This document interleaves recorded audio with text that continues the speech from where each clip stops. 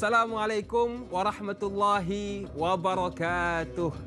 Alhamdulillahirabbil alamin wassalatu wassalamu ala rasulina wa habibina wa syafi'ina wa tabibi qulubina wa qudwatina wa zukhrina wa maulana Muhammad wa ala alihi wa sahbihi ajma'in wa man tabi'ahum bi ihsanin ila yaumiddin, amma ba'd.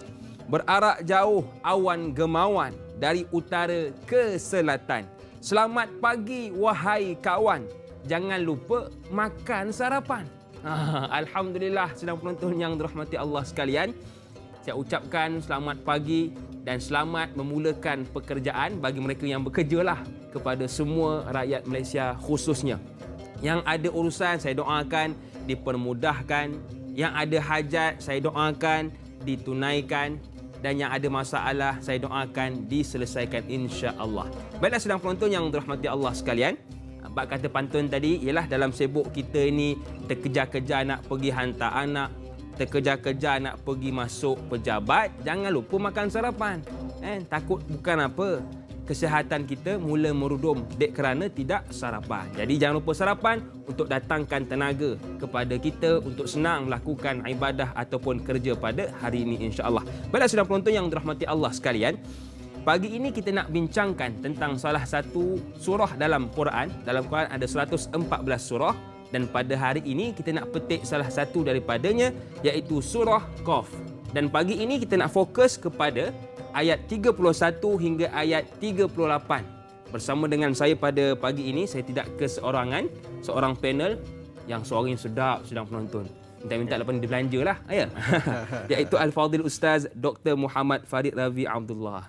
Apa khabar Ustaz? Khabar baik. Sihat Ustaz? Sihat Alhamdulillah. Dah lama kita tak bersama Ustaz. Betul. Last kali bila? Saya rasa tahun lepas rasa. Kan?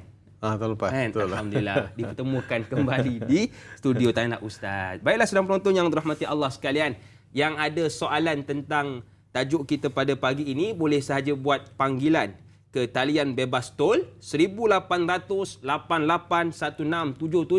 Tu dia Ustaz, panjang benar. Ada di bawah kita letakkan. Yang kedua boleh WhatsApp kami ke nombor 011-1233-6480 atau terus ke Facebook kami Tanyalah Ustaz TV3, dan pastikan soalan yang ingin diajukan tentang topik kita pada pagi ini iaitu surah Qaf ayat 31 hingga ayat 38. Jadi insya-Allah saya fikir tanpa buang masa terus kita hulurkan kepada guru kita untuk mukaddimah tajuk kita pada pagi ini. Silakan Ustaz. Okey, terima kasih Dai Hakim. Pada para penonton yang saya kasih sekalian, kita mulakan dengan alhamdulillahillazi ahyana ba'da ma amatana wa ilaihi nusyur.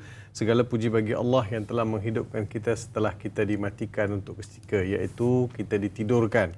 Syukur kita dapat bangun pagi ini. Tapi pada satu hari nanti kita akan tidur, terus tidur.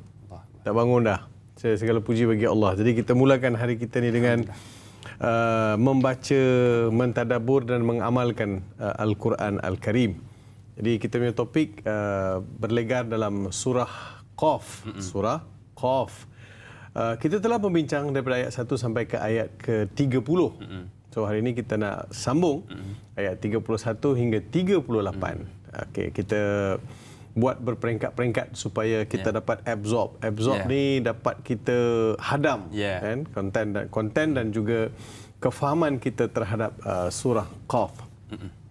Tuan-tuan para penonton yang saya kasih sekalian, daripada ayat 31 hingga 38, Allah Subhanahu Wa Taala mulakan dengan cerita mengenai ahli syurga.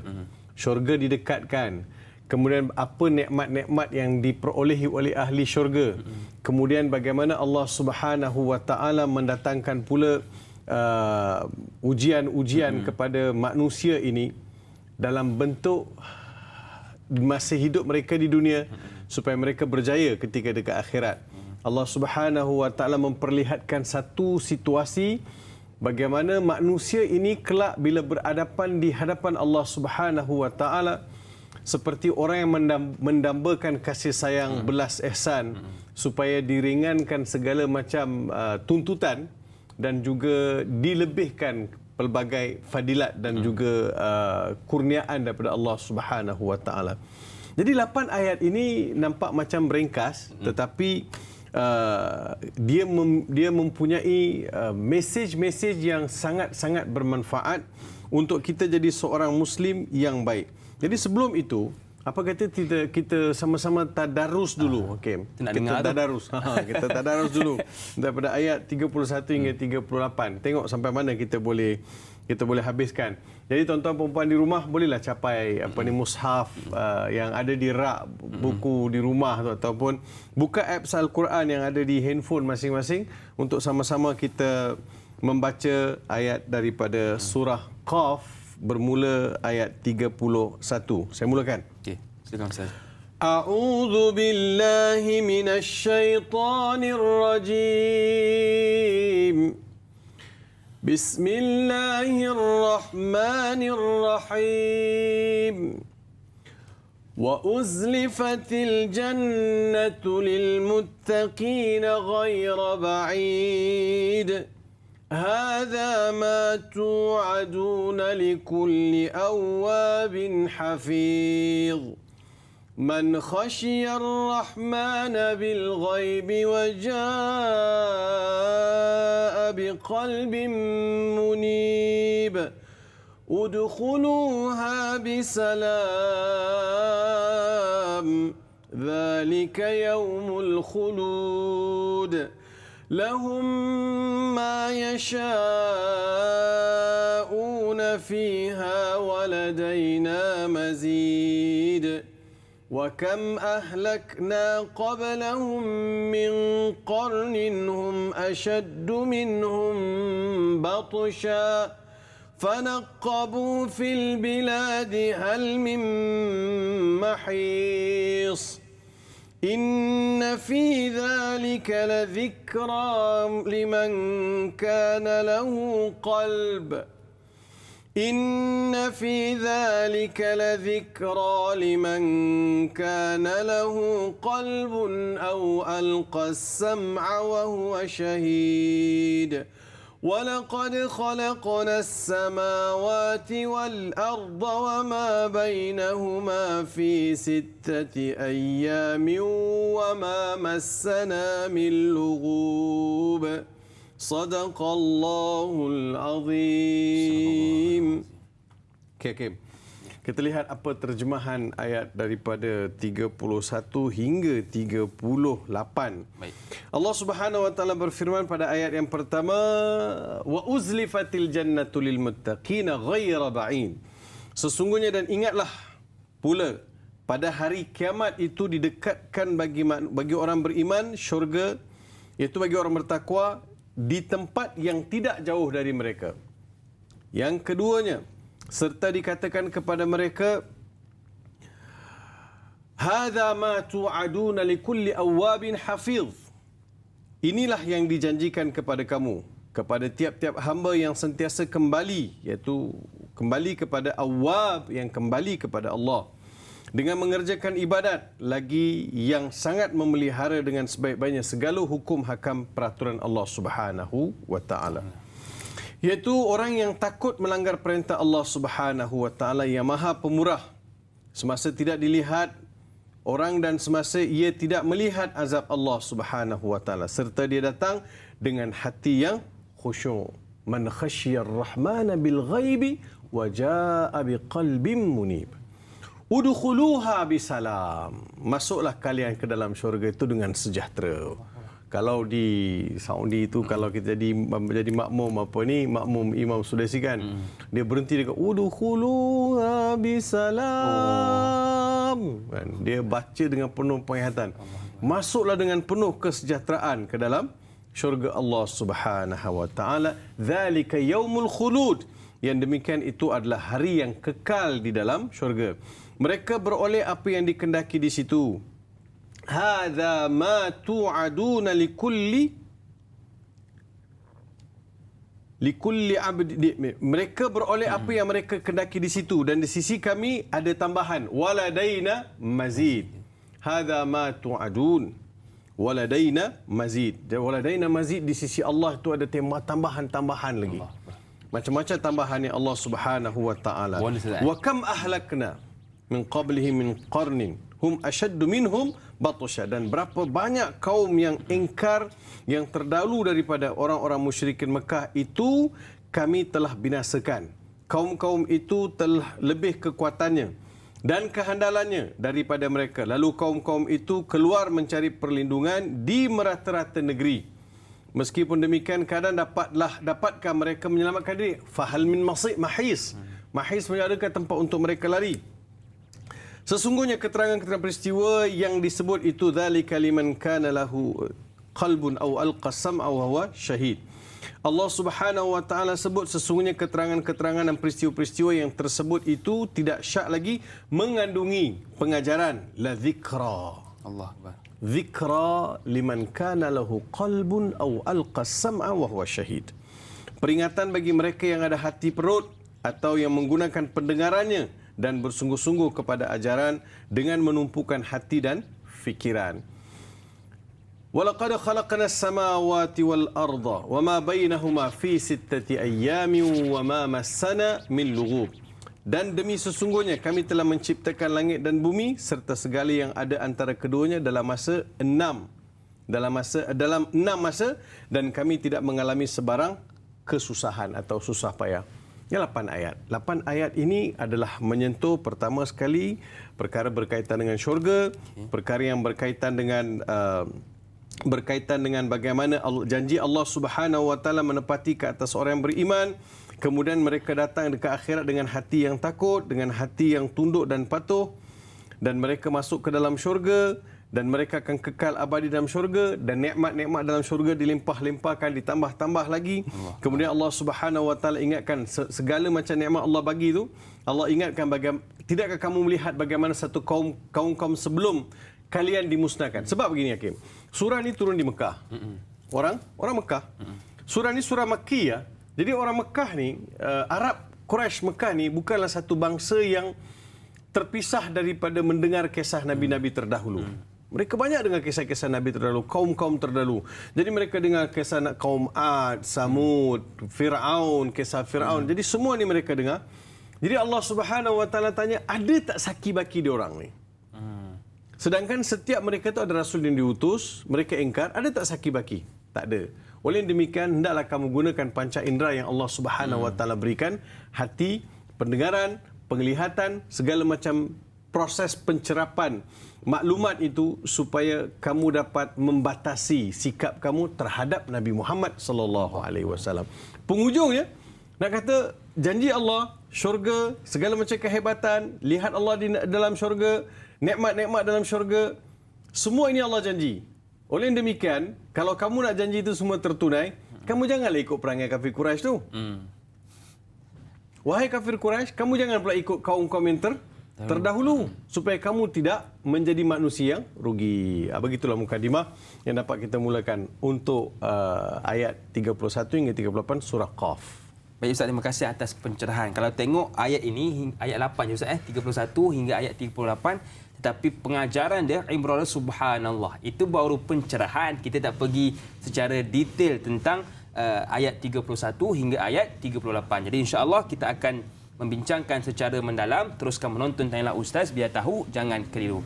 Insya-Allah pagi ini kita nak raikan dahulu soalan dari Facebook yang diajukan oleh sahabat kita Mazni Hasan.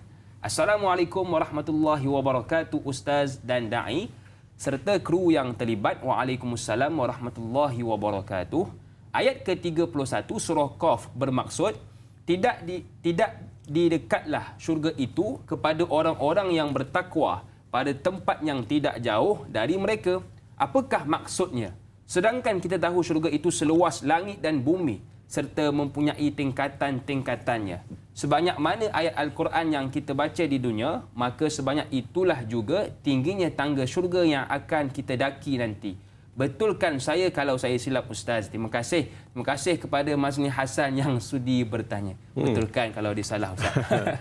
Ya, terima kasih kepada saudari Mazni Hasan di atas soalan tadi. Bila Allah Ta'ala berfirman, wa uzlifatil jannatu lil muttaqina ghaira ba'id. Allah Subhanahu wa taala hampirkan syurga itu kepada orang yang bertakwa dan ianya tidak jauh, ghaira ba'id.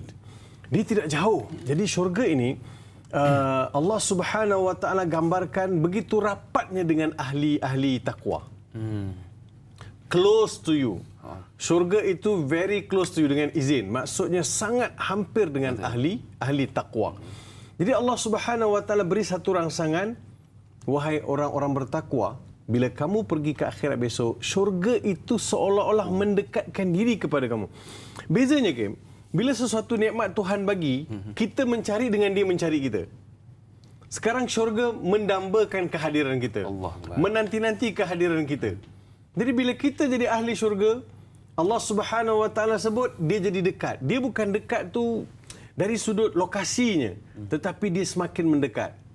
Kan contoh saya kata, Hakim dekat dah ni. Untuk jadi seorang profesor. Dekat dah ni. Kan? Tengok kita punya kesungguhan kita buat kerja, dengan kesungguhan kita punya publication, kita punya kerja-kerja di universiti. Jadi semakin benda tu semakin dekat. Semakin dekat, semakin nampak benda tu. Jadi begitulah ahli takwa. Allah Subhanahu Wa Taala sebut syurga itu semakin mendekat. Apa yang disebut oleh Imam Tabari, wa uzlifatil jannatu lil muttaqin ghaira ba'id wa udniyatil jannatu wa qurribat lil ladzina taqaw rabbahum fakhafu 'uqubatahu bi ada'i fara'idhihi wa ijtinab ma'asihi. Imam Tabari sebut yang dimaksudkan dengan dihampirkan syurga kepada orang bertakwa adalah dekat. Ditundukkan kepada dia. Dan dihampirkan kepada orang-orang bertakwa sebagai satu penghormatan. Tashrifan wa ta'ziman lil muttaqin. Kenapa? Kerana masih hidup di atas permukaan bumi ini, fakhafu 'uqubatahu. Mereka takut balasan daripada Allah Subhanahu Wa Taala. Bi ada'i fara'idhihi. Natijah daripada mereka takut itu dapat lihat mereka patuh pada perintah Allah. Solat subuh, baca Quran, makan benda yang halal, jangan derhaka pada ibu bapa, buat benda-benda yang baik, perkara-perkara yang baik. Jadi dia buat kefarduan, dia buat perkara baik, maka Allah Subhanahu Wa Taala gambarkan syurga itu dihampirkan.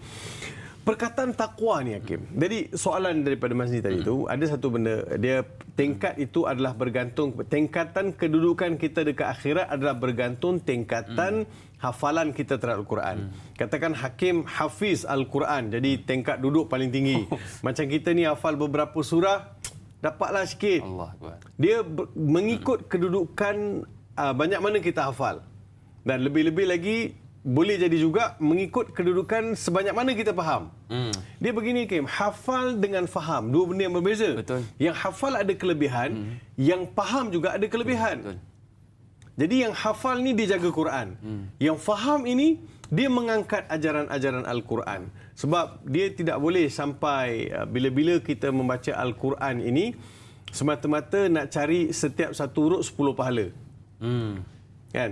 Betul lah Quran, betul Nabi SAW sebut bahawa sesiapa yang membaca Al-Quran ini satu huruf dapat 10 kebajikan. Walam aqul alif lam mim harf, walakin alif harfun wa lam harfun wa mimun harfun.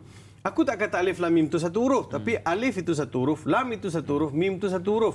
Bagi setiap huruf itu ada 10 kebajikan, 10 pahala. Okey? Ada 10 10 pahala.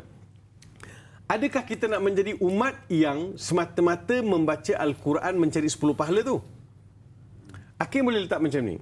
Kalau saya membaca Al-Quran, satu huruf saya dapat 10 pahala, baca saja, baca. 10 pahala, boleh bayangkan tak banyak mana Tuhan akan bagi kalau saya faham apa yang saya baca? Betul tak? Kan? Logiknya begitu. Kalau baca Tuhan bagi pahala, kalau faham, mesti Tuhan akan bagi lebih pahala. Kalau amalkan, lagi besar pahala. Betul kan? Inna hadzal Qur'ana yahdi lillati hi aqwam. Jadi saya nak beritahu kedudukan kita diangkat di sisi Allah berdasarkan pada banyak mana kita hafal Quran. Tapi perkataan taqwa lil muttaqin. Kita tahu perkataan taqwa ni asal daripada waqa. Waqa maksudnya takwa ini dia adalah asal perkataan yang membawa maksud melindungi, membenteng. So seorang yang bertakwa ini dia dapat membentengkan diri dia. Sayyidina Ali karramallahu wajhah pernah ditanya. Sayyidina Ali pernah ditanya, "Wahai Amirul Mukminin, ma makna taqwa?" Wahai Amirul Mukminin, apa makna taqwa? Sayyidina Ali menjawab, "At-taqwa yatadammanu arba'ata asya'." Takwa ni ada 4 rukun dia. Takwa ada 4 rukun. Al-khaufu minal jalil, takut kepada Allah Tuhan yang Maha Mulia. Wal qana'atu bil qalil, rasa cukup dengan pemberian Allah biarpun pemberian itu sedikit. Yang ketiga, wal amalu bitanzil, beramal dengan Al-Quran. Yang keempat adalah wal isti'dadu liyamir rahil, bersiap sedia untuk bertemu Allah. Jadi orang bertakwa yang dihampirkan syurga untuk ni, wa uzlifatil jannatu lil muttaqin, yang muttaqin itu mesti ada 4 ciri. Pertama, takut kepada Allah, takut yang mutlak. Keduanya, sentiasa bersyukur, biarpun sedikit. Jadi tak bersyukur ni, Ini Kim. susah kan yang kedua ni. Dia jadi tak bersyukur sebab ni begini, Kim. Dia jadi tak bersyukur ni sebab kita suka banding kita dengan orang lain. Betul. Kita suka banding apa yang kita ada dengan apa yang orang lain ada. Banding dengan orang atas pula. Orang yang lebih tinggi. Sebab itu kita mesti meletakkan begini. Kalau dunia, kita bandinglah dengan orang yang lebih miskin. Okey. Okey. Dunia kita banding orang miskin. Akhirat kita banding dengan orang yang lebih bertakwa. Itu baru betul. Itu baru betul. Kita terbalik. Betul. Dunia kita banding dengan orang kaya, orang yang lebih banyak, orang yang banyak harta. Akhirat kita banding dengan orang yang paling malas. Sepatutnya begitulah ya. Sebab dia terbalik. Jadi yang ni kena betulkan. Baiklah Ustaz. Jadi banyak lagi yang kita ingin bincangkan untuk Ustaz terangkan yang ketiga dan keempat. Tapi kita nak berehat dahulu. Kembali selepas ini dalam rancangan Tanyalah Ustaz. Biar tahu, jangan keliru.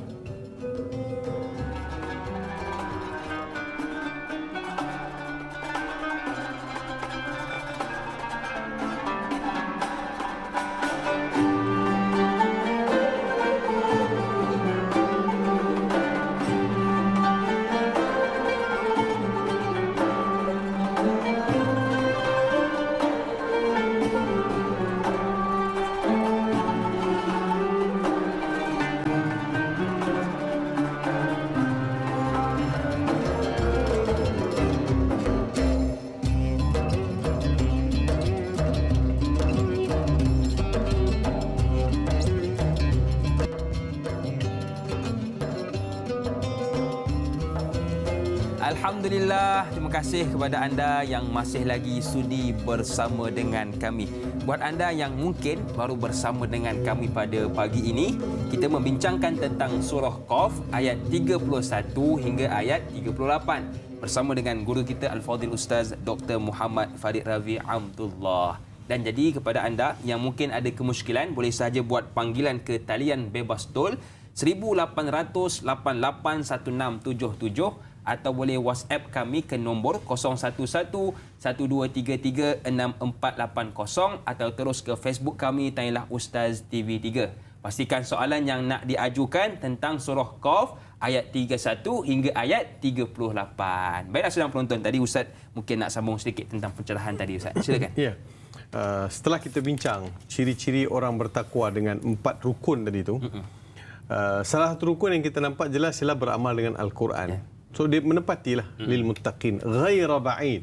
Ghaira ba'id ni dia tidak jauh. Kalau dari sudut bahasa, wa uzlifatil jannatu lil muttaqina ghaira ba'idatin. Sebab jannat itu muannas, patut ba'idah jadi muannas juga. Ulama sebut begini, kenapa dia tidak ditakniskan? Sebab jannah itu bermakna bustan. Syurga itu bermakna taman. So asal kembali kepada perkataan asal itu bustan. Kenapa dinamakan syurga itu dengan jannah jin? Contoh perkataan jinnah. Jin. Kan? Kenapa kita kata jin? Kenapa jin kita katakan dia jin?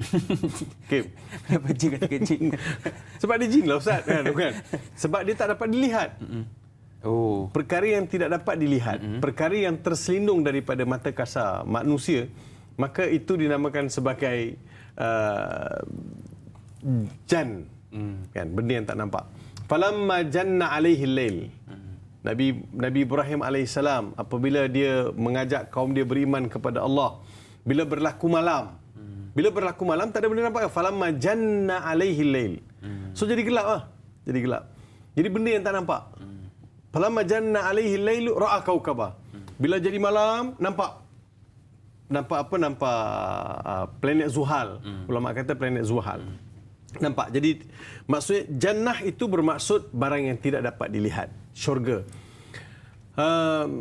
Allah Subhanahu Wa Taala selalu janjikan kepada kita syurga yang tidak dapat dilihat, tidak pernah dilihat oleh kepala mata manusia, tidak pernah terlintas di akal kita. Macam mana nak terlintas kalau bidadari-bidadari begitu hebat, kan, syurga yang air yang mengalir di syurga. Cuma terbayang kan. Tak terbayang kan? Nikmat bidadari tak terbayang, tapi ada juga yang kurang kurang faham. Dia kata, Ustaz asyik bidadari tak ada kah? Dia masalahnya translation. Dai Hakim, dia translation ialah terjemahan bidadari itu dalam setiap perkataan. Dia kata azwaj, pasangan. Dia pasangan ini tak semesti pasangan lelaki itu lelaki juga atau perempuan itu perempuan juga. Pasangan itu adalah lelaki, pasangan dia perempuan. Perempuan, pasangan dia lelaki. Sebab itu kata, bagi setiap orang yang bertakwa, bagi setiap orang beriman, di akhirat besok ada pasangan masing-masing. Itu satu. Yang keduanya, mimbab at-taghlib. Mimbab at-taghlib. Kerana Allah Subhanahu Wa Taala nak beri syurga ini kepada orang lelaki lebih berbanding dengan orang perempuan. Mungkin orang perempuan kata, ustaz ni kan, kami ni orang perempuan, kami masuk syurga juga. Ustaz ni tak baik tau. Mentang-mentang lelaki katanya. Mentang-mentang lelaki. Tak begini. Kalau suami masuk syurga, puan pun masuk syurga, akak pun masuk syurga. Allah Akbar. Itu kata kunci dia. Jadi kalau suami tak dapat, isteri kena berusaha sendirilah. Jadi sebab suami itu yang akan membawa isteri kepada Allah Subhanahu Wa Taala. Imam Fakhruddin Ar-Razi sebut mengenai ayat ni, wa uzlifatil jannatu lil muttaqin ghaira ba'in. Beliau sebut walal mu'min ya'muru fi dhalika al-yawm bil intiqali ilaiha ma'a bu'diha, lakin Allah Ta'ala yatwi al-masafata allati baina al-mu'mini wal jannati fa huwa at-taqrib. Dan tidak ada seorang pun yang boleh menyuruh syurga. Syurga, dekatlah engkau dengan aku, apa sahaja jauh. Aku ni ahli syurga tau. Tak ada. Tak ada siapa yang boleh mengarahkan dan tak ada siapa yang boleh memindahkan syurga. Syurga ni ada banyak tingkat. Ada 7 tingkat. Tingkat yang paling tinggi sekali ialah tingkat yang dijanjikan oleh Allah Subhanahu Wa Taala kepada Nabi Muhammad sallallahu alaihi wasallam. Apa dia, Kim? Kim, syurga yang paling tinggi sekali, Kim. Pagi ni kita nak bagi test, Kim. Syurga Firdaus. Bukan. Syurga Firdaus di bawah sikit. Syurga yang paling tinggi sekali yang Allah janjikan adalah syurga Maqaman Mahmuda. Allah Akbar. Kerana Allah Subhanahu Wa Taala janjikan kepada Nabi Muhammad sallallahu alaihi wasallam, kan, wa minal laili fatahajjad bihi nafilatan asa an yab'athaka rabbuka maqaman mahmuda. Kedudukan yang tertinggi. Jadi bila duduk kedudukan tinggi, yang lain semua tak ada isu. Jadi Nabi Muhammad dapat kedudukan tertinggi. Tapi kalau kita ni, Nabi SAW pesan, kalau kalian nak mintalah syurga Firdaus. Minta syurga Firdaus. Kalau dapat Jannatul Khuld pun tak apa dah. Allah. Ada Jannatul Khuld pun tak apa. Tapi minta syurga Firdaus. Jadi tak ada siapa yang boleh mengarahkan. Cuma mengarahkan syurga dekat dengan dia. Tapi dia akan dihampirkan sebagai satu kemuliaan. Baiklah Ustaz, bila sebut tentang syurga mendekatkan. Ada satu soalan yang boleh kita kaitkan dengan kaitan Ustaz tadi. Hari ini kalau tengok orang mula menjauh. Syurga mendekatkan kita tapi orang menjauh, seperti mana yang diajukan oleh sahabat kita di Facebook tadi, iaitu Sahziatul Siddiq bertanya, Assalamualaikum Ustaz dan Da'i. Waalaikumsalam. Allah menerangkan syurga itu sangat dekat. Soalan saya, mengapakah ada segelintir tetap menjauh dengan syurga dengan melakukan kemungkaran dan alpa? Bagaimana untuk menjadikan hati sentiasa istiqamah dalam melakukan kebaikan? Mohon pencerahan Ustaz. Sekian, terima kasih. Terima kasih kepada Sahziatul Siddiq yang sudi bertanya. Silakan Ustaz. Adalah menjadi satu kerugian bila manusia mengejar sesuatu yang tidak kekal. Betul. Kan? Tidak kekal. Jadi manusia harusnya melihat sesuatu yang lebih kekal. Kalau kita lihat, sorot balik kepada kehidupan manusia kuno, kan, dulu-dulu orang menikmati, dia akan tanam orang tu dengan periuk belanga. Dia akan tanam dengan, sebab itu kalau orang pergi korek kubur-kubur lama kan, dia jumpa periuk, dia jumpa emas, dia jumpa talam, macam-macam ada dalam tu. Sebab dia yakin orang ni akan hidup, kemudian dia tak mati lagi dah, ada lagi. Jadi kehidupan macam mana? Jadi dia bekalkan siap-siap lah. Dia bekalkan itu, dia bekalkan ini. Bagi orang beriman, bekalan-bekalan itu Allah Subhanahu Wa Taala sediakan untuk kita dalam syurga. Bagi seseorang yang ingin masuk syurga, maka mestilah dia mempersiapkan diri dia dengan amal soleh. Sebab Allah Subhanahu Wa Taala tidak akan terima seseorang itu untuk menikmati syurga dia, melainkan orang itu orang yang benar-benar telah mematuhi perintah Allah Subhanahu Wa Taala. Bukan senang Hakim nak dapat syurga. Kalau senang-senang nak dapat syurga, ramailah yang masuk syurga. Tapi Allah Subhanahu Wa Taala jadikan susah masuk syurga ni sebab dia sangat berharga. Syurga adalah sesuatu yang sangat berharga. Jadi nak masuk tu dia mesti ada kelas. Mesti ada kelas. Sebab itu Nabi SAW sebut syurga ini, dunia ini bagi orang beriman adalah penjara. Bagi orang tidak beriman adalah syurga. Dunia ini bagi orang beriman adalah umpama penjara, bagi orang yang tidak beriman adalah syurga. Sebab dia kata, alah Ustaz, hidup sekali je, enjoy lah. Enjoy. Padahal dia tak tahu, lepas mati tu dia ada hidup lain. Kalau dia enjoy habis dekat dunia ni, akhirat tak ada benda tinggal lah. Apa benda dia nak enjoy dekat akhirat? Jadi Allah Subhanahu Wa Taala mengekang manusia ini, suruh manusia patuh kepada perintah-perintah Allah Subhanahu Wa Taala. Yang perlu kita faham ialah, tak ada satu perintah pun yang Tuhan perintahkan kita untuk menjadikan kita susah. Semua yang Allah perintahkan adalah demi mendisiplinkan kita sebagai manusia. Okey, Islam kata kamu tidak boleh cari pasangan-pasangan yang pelik-pelik ataupun kamu tidak boleh mengadakan hubungan tanpa ada ikatan yang halal. Bukankah itu demi menjaga nasab, keturunan? Betul. Itu demi menjaga nasab dan keturunan dalam kehidupan. Mana boleh sebarangan manusia. Jadi dia baka mana? Daripada siapa? Asal usul. Ini Islam aja. Ada orang melihat, oh Islam sikit-sikit haram, sikit-sikit haram. Ya, memang yang haram itu sikit. Yang haram tu sikit, yang halal itu banyak. Kamu nak minum air apa? Minumlah. Satu je. Satu saja minum. Nak minum air bandung, cincau, sirap, kopi, teh tarik. Macam-macam. Teh sarbat. Sampai pening tu nak pilih. Pening nak pilih. Kan, macam-macam jenis air ada. Sekarang ada buat air pula bubur serai. Saya pun boleh kat, serai besok masak lemak, masak kari, tu masuk dalam air pula. Dia detox. Nak minum air apa nak minum? Detox kata detox minum. Cuma satu air itu tak boleh minum lah. Air yang memeningkan itu tak boleh minum. Jadi manusia ini itu juga dia cari. Dia jadi mesti dia melihat bahawa mengekang nafsu dan keinginan nafsu dia itu adalah sebagai satu pengasuhan, satu tarbiyah, bukan satu kebebasan. Bukan satu kebebasan. Sebab itu orang beriman dia mesti mencari jalan untuk mematuhi perintah Allah Subhanahu Wa Taala.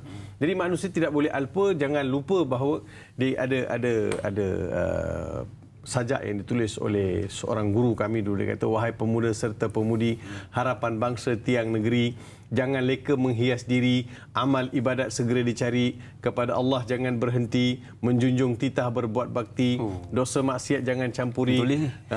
Dosa maksiat jangan campuri, terbakar kulit di jilat api. Ingat game, last kali, bilalah tiba ajalnya mati, kain putih pembalut badan, air mata mengalir ke pipi, tidak boleh diminta kembali. Allah Akbar. So finish. So masih hidup dan selepas mati. Apa manusia nak buat? So persiapan kita adalah untuk mendapat keredaan Allah Subhanahu Wa Taala supaya kita boleh masuk syurga. Syurga ini sangat berharga, jadi Allah bagi kepada orang yang benar-benar hebat di atas permukaan bumi. Cuba Hakim lihat para sahabat ni. Senang ke dia masuk syurga? Allah, Ustaz. Banyak ujian, Ustaz. Banyak ujian mereka lalui. Macam-macam mereka lalui. Tengok, ambil Bilal bin Rabah. Bukan senang untuk menjadi seorang yang berjaya sehingga Nabi SAW mendengar bunyi terompah Bilal dalam syurga. Sebelum masuk syurga, bunyi terompah sudah ada. Jadi nama sudah terpahat di syurga. Engkau ni ahli syurga. Sebelum meninggal lagi sudah ada nama dalam syurga. Kita belum tentu lagi. Mudah-mudahan nama kita ada lah. Amin. Nama kita ada, insya-Allah, mudah-mudahan. Jadi itu kalau kita lalui, barulah kita dapat. Ini solat berjemaah pun malas, baca Quran malas, solat 5 waktu pun nak tandak, kan? Halal haram belasah semacam. Termasuklah halal haram jual beli ke makan minum. Ini semua ini perlu kita lihat secara holistik, keseluruhan untuk menjadi ahli syurga. Baru kita akan rasa ada kelayakan untuk menjadi ahli syurga. Hujungnya syurga itu milik Allah. Allah akan beri kepada siapa yang Allah mahu. Allah Akbar. Tengok di mana jatuhnya pandangan Allah Subhanahu Wa Taala. Baik Ustaz, bila sebut tentang syurga ni lah, siapa je tak nak masuk syurga, Ustaz? Dan bila nak masuk itu pasti akan ada kelayakan. Seperti yang diajukan oleh sahabat kita di WhatsApp. Assalamualaikum Ustaz Dr. Farid dan Da'i Hakim. Waalaikumsalam. Apakah ciri-ciri yang melayakkan seseorang itu untuk memasuki syurga Firdaus? Mohon pencerahan Ustaz Doktor. Terima kasih kepada yang sudi bertanya. Silakan Ustaz, ciri-ciri. Jadi, ciri-ciri ahli syurga Firdaus. Jadi untuk mendapatkan jadi ahli syurga Firdaus ni, kita kena tengok surah Al-Mu'minun. Al-Mu'minun Nah, kita tengok surah Al-Mu'minun. Surah Al-Mu'minun, belik. Mungkin boleh buka Boleh buka mushaf. Yang Jadi di dalam rumah. surah Al-Mu'minun, Allah Subhanahu wa taala sebut qad aflahal mu'minun. Aflaha dalam ayat ni berjayalah. Berjaya, ulama kata berjaya menjadi ahli syurga. Alladzina hum fi salatihim khashi'un. Syarat pertama, solat mesti dipertingkatkan jadi khusyuk. Yang keduanya, walladzina hum 'anil lagwi mu'ridun. Mereka yang menjauhkan diri daripada perkara-perkara yang lara. Perkara-perkara yang lara, perkara-perkara yang sia-sia, perkara-perkara yang menjauhkan dia daripada mengingati Allah Subhanahu wa taala. Dia ada kaitan tu. Tuan-tuan, dia ada kaitan khusyuk dengan lara. Khusyuk dengan lara ada kaitan, Da'i Hakim. Sebab orang yang banyak sangat laranya, susah dapat khusyuk. Betul. Serius. Memang. Saya tengok, kenapa solat khusyuk, selepas khusyuk Allah Ta'ala sebut lara. Jadi kalau kamu nak khusyuk, kurangkan lara.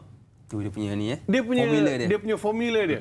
Kalau kamu banyak sangat lara, tak adalah khusyuk. Betul.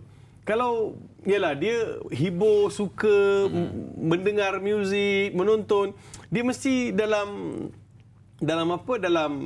cukup-cukup. Dia seperti garam dalam kuah. Kalau terlebih pun tak boleh, kurang pun tak boleh. Dia mesti ngam-ngam. Yang keduanya, walladzina hum 'anil lagwi mu'ridun, tidak lara. Walladzina hum li zakati fa'ilun, keluarkan zakat. Walladzina hum li furujihim hafizun, jaga penghormatan, jaga kemaluan. Yang kelima, Allah Subhanahu wa taala sebut walladzina li amanatihim wa ahdihim ahud. Walladzina hum li amanatihim wa ahdihim ra'un, jaga tanggungjawab amanah. Yang keenam, walladzina hum ala salawatihim hafizun, yuhafizun, jaga solat. Ulaika humul warithun alladzina yarithuna al-firdausa hum fiha khalidun. Jadi solat jaga, jangan lara. Apa lagi, zakat jaga, amanah yang ditanggungjawabkan pada kita jaga elok-elok, jangan curi tulang. Kemudian apa lagi yang Allah Subhanahu wa taala sebut, jaga solat. Jadi package, baca sampai ayat ke-10, alladzina yarithuna al-firdausa hum fiha khalidun. Ini di antara ciri-ciri ahli syurga Firdaus. Tengok dalam tu. Cek, aku nak jadi ahli syurga Firdaus ni, solat khusyuk tak khusyuk? Allah. Yang satu tu pun aku tak lepas. Itu je dulu.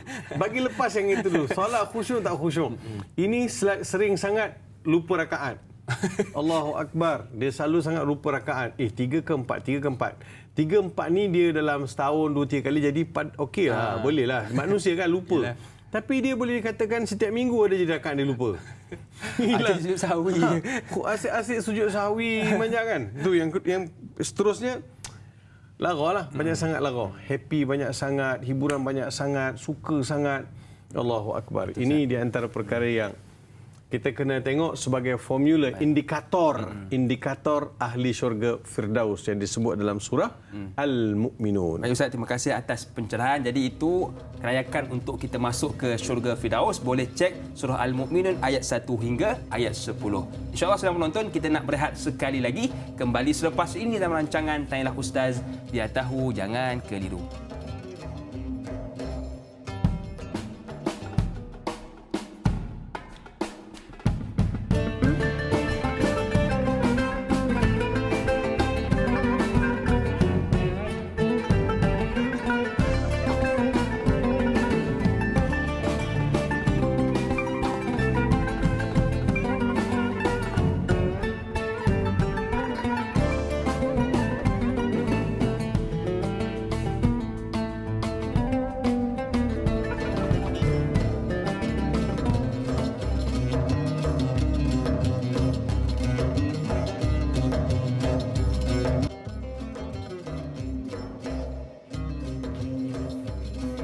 Alhamdulillah, terima kasih kepada anda yang masih lagi sudi bersama dengan kami.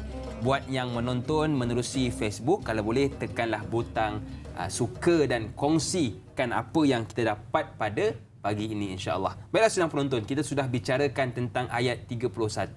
Sekarang kita nak bicarakan pula tentang ayat 32 yang diajukan oleh sahabat kita melalui WhatsApp. Assalamualaikum Ustaz dan Da'i. Waalaikumsalam.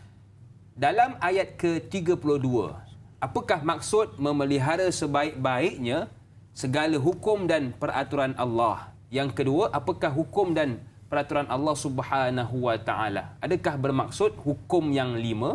Mohon pencerahan Ustaz. Sekian, terima kasih. Terima kasih kepada Muhammad dari Negeri Sembilan yang sudi bertanya. Terima kasih. Silakan Ustaz. Terima kasih kepada saudara Muhammad, kepada Da'i Hakim, kepada para penonton yang setia masih bersama kami lagi. Ayat 32, hadza ma tu'aduna likulli awwabin hafiz. Ada dua benda. Awwab, hafiz. Awwabin, hafizin. Dua. Mungkin soalan yang ditanyakan oleh saudara kita tadi adalah yang memelihara tadi tu apa maksud dia, Ustaz? Dia Allah Subhanahu wa taala sebut dalam ayat ini, hadza ma tu'aduna likulli awwabin hafiz, apabila mereka dimasukkan ke dalam syurga, wa uzlifatil jannatu lil muttaqina ghaira ba'id, hadza ma tu'adun likulli awwabin hafiz. Sekarang terjawab. Yang masuk syurga tadi dia ada dua ciri. Paling tidak dua ciri dalam ayat ni. Awwab, hafiz. Awwab maksudnya orang yang suka kembali. Raja' ataupun raja'. Raja' maksudnya orang yang suka kembali. Sikit-sikit dia kepada Allah. Sikit-sikit dia kepada Allah. Maksudnya, kalau ulama' sebut dalam ayat ni, awwab ini orang yang kembali kepada Allah dengan meninggalkan perkara yang ditegah oleh Allah Subhanahu wa taala. Itu namanya awwab. Awwab. Hafiz, orang yang memelihara. Orang yang memelihara. Imam Tabari sebut begini, dia kata, hadza ma tu'adun yaqul qala lahum hadza alladhi tu'aduna ayyuhal muttaqun. Inilah yang dijanjikan oleh Allah, wahai orang yang bertakwa. Antadkhuluha wa taskunuha likulli awwabin. Supaya kamu masuk syurga dan tinggal kekal di dalam syurga. Likulli raji'in an ma'siyatillah, bagi setiap orang yang kembali dengan meninggalkan segala tegahan-tegahan Allah, dengan mula mentaati perintah Allah. Taibun min dhunubihi, atau min taibun min dhunubihi, orang yang bertaubat dari segala dosa-dosa dia. Jadi nak masuk syurga, ada dua ciri tadi, dua ciri. Awwab, hafiz, seorang yang bertaubat. Seorang yang bertaubat dan segera kembali meninggalkan perkara yang ditegah oleh Allah Subhanahu wa taala. Jadi ini boleh dikatakan rata-rata dalam 7-8 tafsir saya cuba lihat apa yang dimaksudkan dengan awwab. Kebanyakan ulama sebut awwab itu adalah orang yang kembali daripada perkara, orang yang tinggalkan perkara-perkara yang ditegah oleh Allah Subhanahu wa taala. Sayyidina Ali pernah ditanyakan mengenai taubat ini. Taubat ini, ketika dalam ayat ya ayyuhalladzina amanu tubu ilallahi taubatan nasuha, taubatlah kamu kepada Allah dengan taubatan nasuha, taubat yang sungguh-sungguh.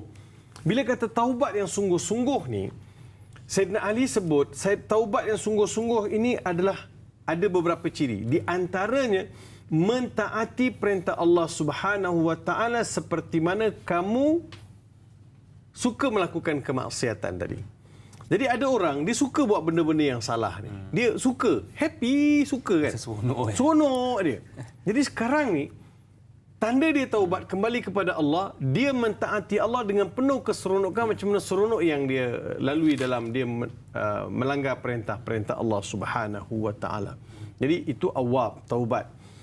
Imam Fakhruddin Ar-Razi disebut begini, hiya jumlatun mu'taridatun baina kalamain wa dhalika ta'ala likulli awwabin badal anil muttaqin. Dia nak sebut bahawa tidak jauh dengan apa yang disebut oleh Imam Tabari tadi, iaitu seorang yang kembali kepada Allah Subhanahu wa taala, seorang yang memelihara perintah Allah Subhanahu wa taala. Dan dipilih begini, innallaha ta'ala dzakara wasfa hadha taib al-awwab bi annahu hafiz.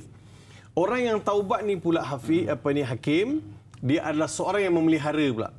Tak jadi saya taubat lepas tu tak pelihara dah. Taubat tak buat, lepas tu tak jaga dah. Dia mesti seorang yang taib, seorang yang bertaubat, kemudian dia ambil langkah-langkah untuk memelihara pula. Faham. So selagi mana dia mentaati perintah Allah Subhanahu wa taala, selagi itulah dia akan dapat satu kekuatan dari dalaman untuk meninggalkan tegahan-tegahan Allah Subhanahu wa taala. Walam yakhussu bihi ala hifdhi naw' min anwa' at-ta'at duna naw' fal wajib an ya'umma kama amma jalla thana'uh. Dia tidak dikhususkan sesuatu perkara dipelihara, tetapi dia adalah keseluruhan. Agama itu perlu dipelihara. Namun ada juga beberapa ahli tafsir lain sebut yang memelihara itu seperti mana saudara kita tanya tadi. Pelihara apa Ustaz? Pelihara solat. Sebab Quran selalu sangat sebut hafizu, hafizun, hafizun. Yuhafizun. Betul kan? Perkataan yuhafizun dalam Al-Quran sering sangat dijodohkan dengan solat. Jadi jaga solat, jaga solat, jaga solat. Seorang yang bertaubat adalah seorang yang sangat jaga solat. Dikembali baliklah, inna salata tanha anil fahsya'i wal munkar. Kalau dia seorang yang betul-betul jaga solat, maka dia dapatlah satu kekuatan daripada solat tadi, mencegah diri dia daripada, menegah diri dia dari melakukan perkara keji dan perkara mungkar. Dia betul lah Nabi SAW sebut tidak akan berzina seorang itu ketika dia berzina itu dia itu seorang mukmin. Tidak perlu mencuri sebagai seorang mukmin, tidak perlu menipu seorang mukmin. Jadi dia buat semua tu atas nama apa? Masa dia buat maksiat tu, masa dia buat dosa tu, segala Allah Taala cabut iman daripada hati dia. Seperti mana pakaian ditanggalkan daripada tubuh badan manusia, begitulah iman seseorang yang melakukan kemungkaran kepada Allah Subhanahu wa taala ditanggalkan iman dia. Tanggalkan iman. Jadi dalam ayat ini hafiz boleh dikatakan, boleh juga difaham bahawa memelihara solat, tetapi dalam erti kata yang lebih luas lagi memelihara segala perintah-perintah Allah Subhanahu wa taala. Saya agak tertarik dengan kenyataan Ustaz tadi, iaitu segera bertaubat. Kalau tengok hari ini orang ramai yang bertaubat tetapi tak segera bertaubat. Dia katakan nantilah Ustaz, muda lagi, tunggu tua lah baru nak bertaubat. Jadi itu yang kita kena perbetulkan, segera kembali kepada Allah Subhanahu wa taala. Baiklah sedang penonton, saya agak tertarik dengan soalan yang diajukan oleh sahabat kita di Facebook, Baizura Mazlan. Assalamualaikum Da'i, Ustaz dan semua kru Tanyalah Ustaz. Waalaikumsalam. Pada ayat ke-33, soalan saya, adakah maksud ayat ini setiap umat Islam wajib beriman pada yang gaib walaupun tidak nampak dengan mata, tetapi tetap percaya dan yakin Allah ada dan Maha melihat? Mohon pandangan Ustaz. Terima kasih. Terima kasih kepada Baizura Mazlan yang sudi bertanya. Silakan Ustaz. Terima kasih kepada saudara Baizura yang bertanya tadi. Ayat 33 Allah berfirman, man khasyiyar rahmana bil ghaib wa jaa biqalbin munib. Yang bermaksud iaitu orang-orang yang takut melanggar perintah Allah Subhanahu wa taala yang Maha Pemurah semasa tidak dilihat orang dan semasa ia tidak melihat azab Allah. Maksudnya bila dia buat sesuatu perkara dia takut kepada Allah bukan kerana orang lihat, bukan kerana dia terdedah, sebab itu dia tak buat dosa, dia tak buat salah. Ada orang depan orang nampak baik kan, depan orang nampak baik, soleh, nampak budi pekerti dia, tapi bila seorang tak tahu dia buat apa. Jadi dia depan orang baik, ketika orang tak ada pun baik. Dikala dia nampak hidup bermasyarakat pun dia baik, ketika dia bersendirian, duduk dalam bilik, duduk dalam rumah seorang-seorang, dia baik. Dikala dia duduk di Malaysia dia baik, kalau dia pergi ke overseas, duduk dalam sebuah masyarakat kelompok yang bukan beragama sama, dia baik. Orang Islam ni campak mana pun dia baik. Jadi man khasyiyar rahmana bil ghaib, dia takut kepada Allah Subhanahu wa taala bil ghaib, kerana barang yang kita tak nampak. Allah ni Tuhan yang kita tak nampak. Saya nak ambil satu contoh, Da'i Hakim. Kita masuk sekarang pekerja kan, pekerja yang bekerja, katakan bekerja di sebuah kilang. Di sebuah kilang. Di kilang itu banyak CCTV. Betul. Sudut sana CCTV, sudut sini CCTV, sudut ada je CCTV. Jadi pekerja semua tahu CCTV ni on. Dan tingkah laku mereka dipantau oleh bos. Dia buat sungguh-sungguh tak? Buat sungguh-sungguh Ustaz. Buat sungguh-sungguh. Sebab kalau nampak dia membawang ke kan, tak buat kerja, bos nampak, bos panggil dia. Betul. Awak saya bayar gaji untuk apa? Untuk kerja ke untuk membawang? Ataupun cicak kan? Atau buat TikTok. TikTok kan. Dia buat TikTok kat kilang kan. Saya bayar gaji untuk awak tak apa. Dipanggil. Jadi dia dipantau secara dekat, adanya muraqabatullah. Betul. Dia dapat merasakan Allah Subhanahu Wa Taala sentiasa melihat dan juga memantau dia. Orang yang beriman ini, dia yakin Allah Subhanahu Wa Taala melihat dia. Cuba bayangkan Hakim, kalau Allah menjelma. Allah Akbar. Tak ada orang dah yang tak beriman. Solat pun khusyuk je Ustaz. Semua orang akan berubah. Satu dunia berubah. Okey. Sekarang nak lihat ketulusan dan juga amanah seorang pekerja dengan ada CCTV atau dengan tak ada CCTV? Dengan tak ada lah. Kalau saya tanya, tak ada. Sebab dia adalah seorang yang bekerja, dia akan tahu apa benda dia perlu buat. Betul.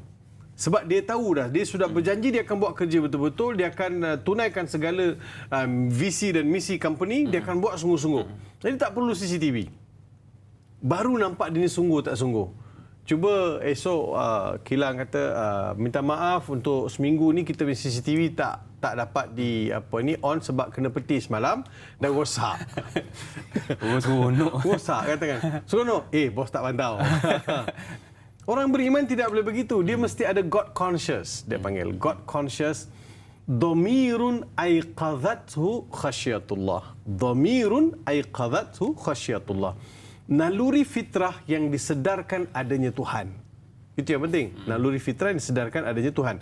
Jadi man khasyar rahmana bil ghaib. Cuma Hakim, Ustaz cuba faham.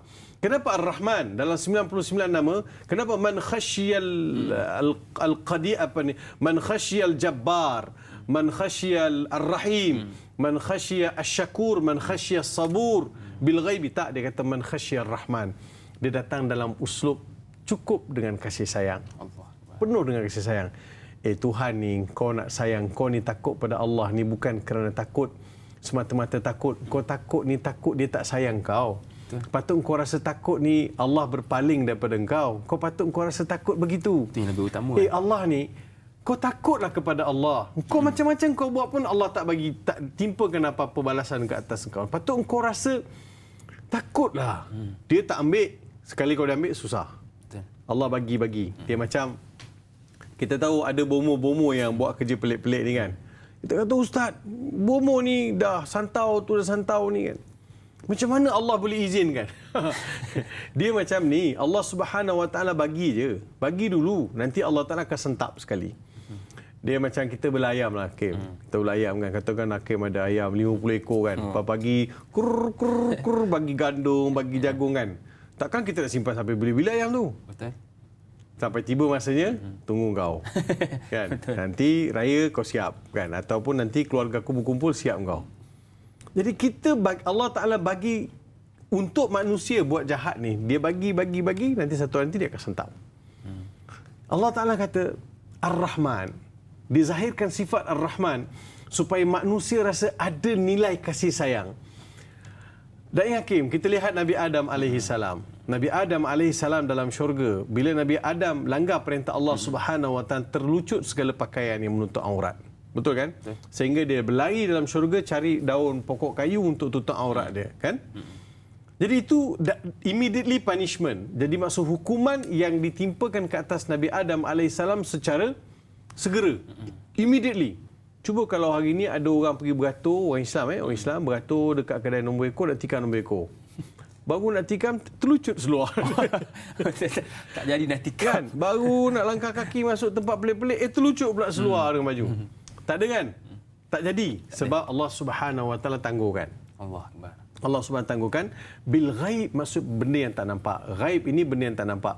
Syurga tak nampak, neraka tak nampak, titian sirat tak nampak. Kawah neraka tu kita tak nampak. Tak tahu macam mana api yang membuak-buak dalam tu kita tak tahu. Kan? Paling ringan azab dalam api neraka adalah dipakaikan kasut daripada api neraka. Sarung aja kasut, otak mendidih, menggelegak dah otak tu. Pasang pakai aja kasut. Jadi, siapa yang sanggup sebenarnya? Takut ada yang kata, alah Ustaz, kita ni bukan apa Ustaz.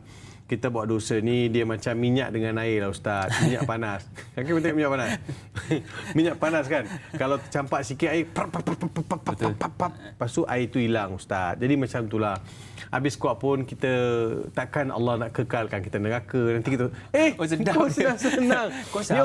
Yaumun 'inda rabbika ka'alfi sanati mimma ta'udun. Satu hari di hari akhirat itu, di akhirat itu satu hari seperti 1000 tahun di dunia. Katakan 5 hari kita dihukum masuk neraka, 5,000 tahun. Takkan 5 hari. Dengan kesalahan dosa-dosa yang kita takkan 5 hari. Betul tak? Jadi don't take for granted. Jangan rasa macam syurga neraka ni macam apa? Macam kena air panas kan. Lepas tu sapu dengan ubat gigi kan. Sembuh. Tak ada. Dia masuk, api tu masuk dalam ketulan api masuk mulut ni, keluar ikut belakang. Allahuakbar. Siapa sanggup? Jadi wajaa bi qalbin munib. Dia datang dengan hati yang penuh penyerahan kepada Allah Subhanahu Wa Taala. Ada hadis Hakim? Ada masa tak? Ustaz, saya rasa hadis tu kita sambung kemudian. Ada hadis berkaitan dengan qalbin munib. Ya. Saya agak tertarik dengan kenyataan Ustaz. Kita buat semua perkara ni bukan apa. Kita risau sangat, takut Allah tak sayang kita. Jadi betulkan amalan kita, insya-Allah Allah akan sayang kepada kita. Kita melihat sekali lagi, insya-Allah kembali selepas ini dalam rancangan Tanyalah Ustaz, biar tahu, jangan keliru.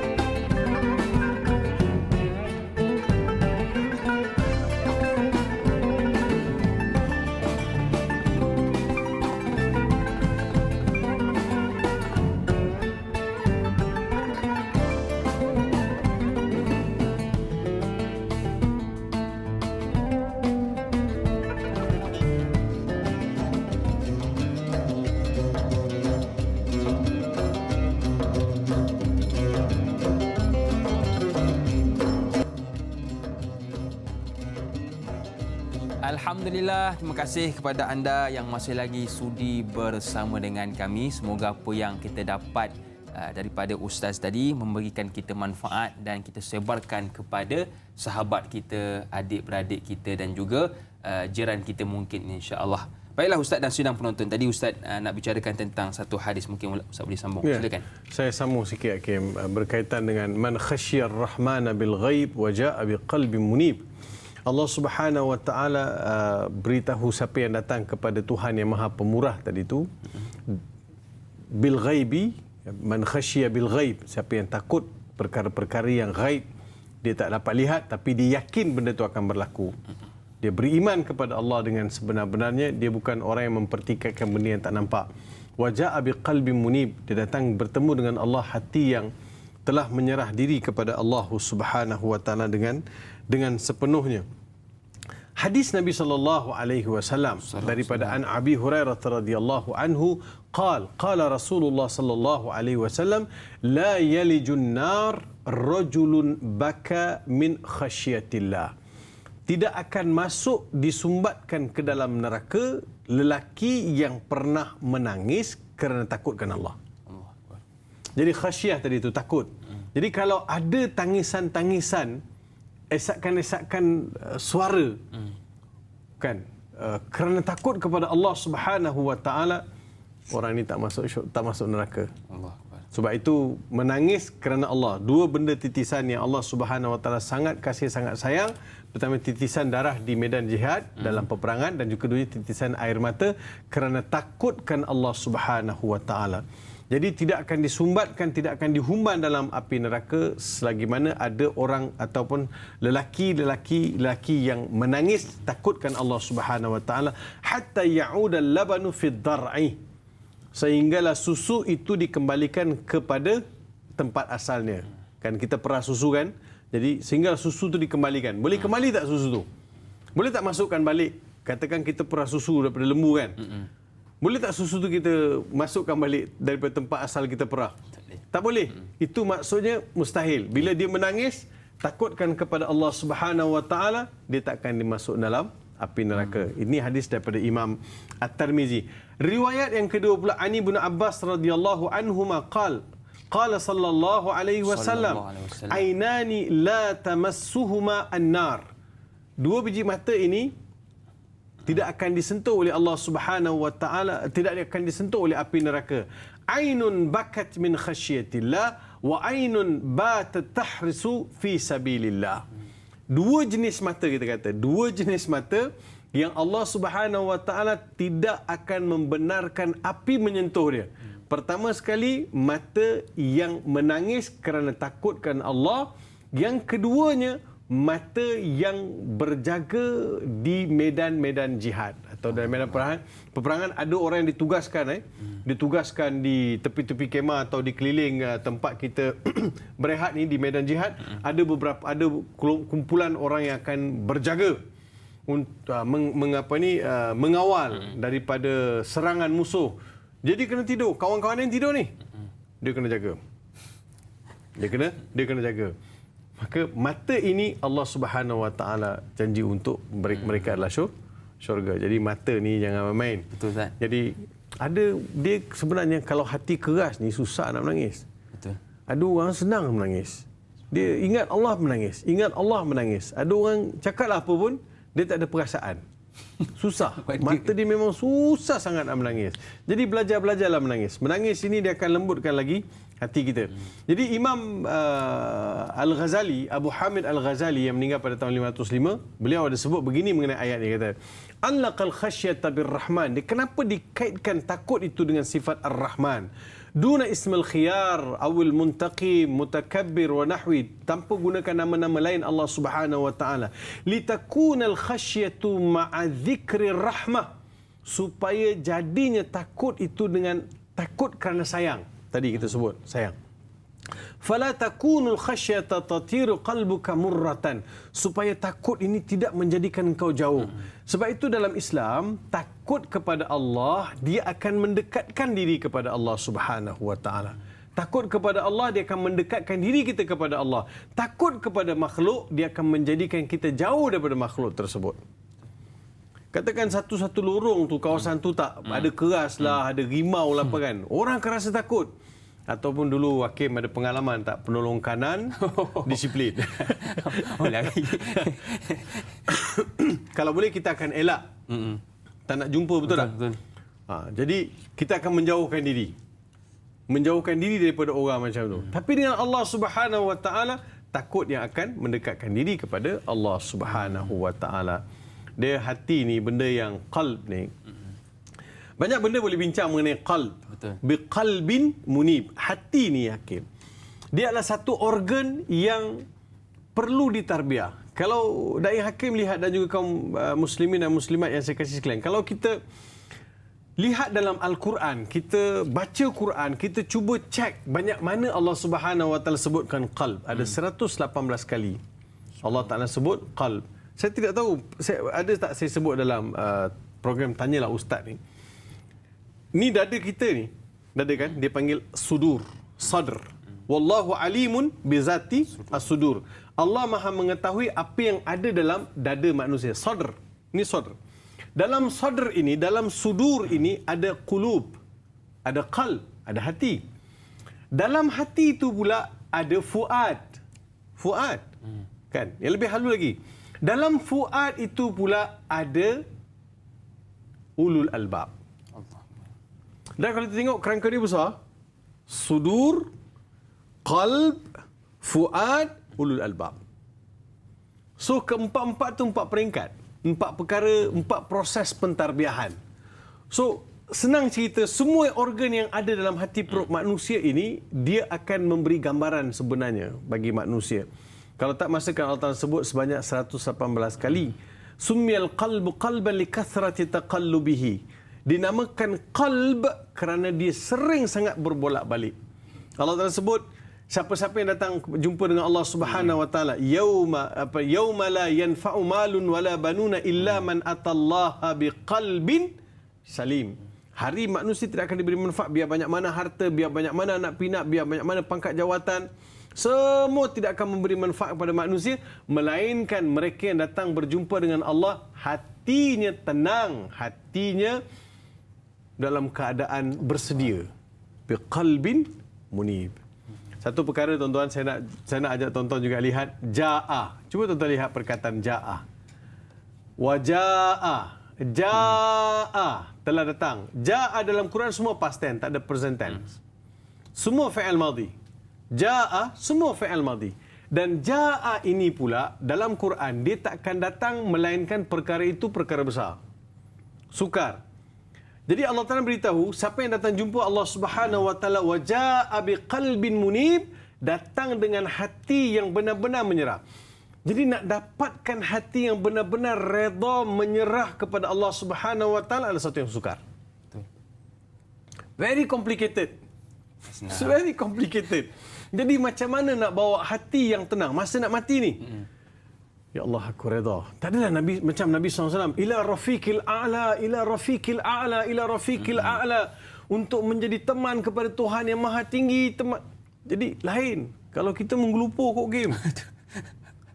Wajah abi qalbin. Jadi qalb ini nak bawa dalam keadaan tenang. Jadi ini di antara perkara yang perlu kita faham bersama. Terima kasih, Game. Betul Ustaz, saya tertarik dengan ayat Ustaz tadi. Kalau kita takut dengan manusia, kita akan lari. Tapi jika kalau kita takut dengan Allah, kita akan mendekat dengan Allah Subhanahu wa taala. Baiklah, sebelum kita nak raikan soalan di Facebook, saya suka untuk tanyakan Ustaz tentang ayat 34. Tadi Ustaz ada menyebut kalau Imam Mekah baca udkhulu, tadi nak buat Ustaz. Nanti Ustaz buatlah. Udkhuluha bisalam, zalika yaumul khulud. Masuklah ke syurga itu dengan aman. Mungkin Ustaz ada pencerahan tentang ayat 34 ni. Udkhuluha, itu kembali kepada masuklah ke dalamnya, itu syurga. Bisalam. Bisalam ni, ba itu ulama bincang kenapa datang bi, bisalam. Dia kata bi itu, ba itu datang, bi itu datang. Ba itu datang untuk menunjukkan suhbah. Dia kata bisuhbah. Jadi maksudnya bila orang itu masuk ke dalam syurga, dia datang dalam keadaan yang penuh sejahtera. Dia takkan masuk melainkan dia tak sejahtera. Dan kemudian pula bila seseorang itu masuk syurga, dia dialu-alukan. Dia dialu-alukan, disambut oleh para malaikat. Kalau Hakim baca surah Zumar, dalam surah Zumar Allah gambarkan dua kelompok manusia. Zumar itu maksudnya gerombolan kan. Jadi satu gerombolan ini masuk neraka, satu gerombolan ini masuk syurga.